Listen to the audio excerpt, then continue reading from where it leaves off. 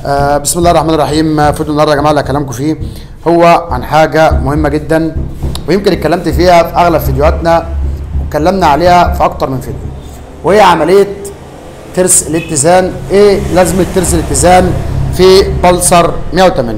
طبعا احنا عارفين لان في البلسر 180 بيتواجد ترس الاتزان. طيب امتى اعرف لان الموتوسيكل معايا محتاج يظبط ترس اتزان او في مشكله في ترس التوازن؟ ده اللي احنا هنتكلم فيه وهنشرحه مع بعض دلوقتي.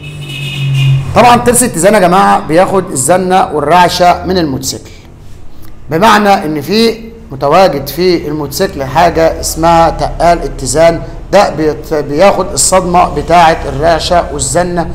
ترس الاتزان وهو عباره عن تظبيط تقسيمه ما بين المحرك وبين تقال الاتزان اللي انا اتكلمت عليه. طيب لو الترس ده مش مظبوط ايه اللي ممكن يأديه معايا؟ طبعا بيأدي معايا لزنه جامده في الموتوسيكل ورعشه واهتزاز جامد في الموتوسيكل. الموتوسيكل ده وانا يا جماعه جاي لي 21 صاحب الموتوسيكل راح يركب ورق دبرياج عند احد الفنيين، وبعد تركيبه لورق الدبرياج ادى معاه لرعشه جامده جدا، يمكن هو جاي بالعافيه وخلع حتى الفبره بتاعه التانك بسبب الرعشه والزنه، وثابت لان اتفككت من الزنه والرعشه اللي متواجده في الموتوسيكل بسبب تقفيل الاتزان غير صحيح او متقفل بشكل غير صحيح. طبعا هنشوف مع بعض دلوقتي يا جماعه، وهعمل لكم فيديو قبل وبعد.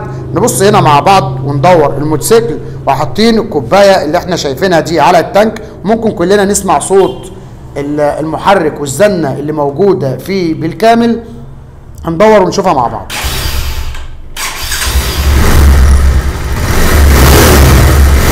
زي ما شايفين يا جماعه الكوبايه فبر المكنه كله بيرزل،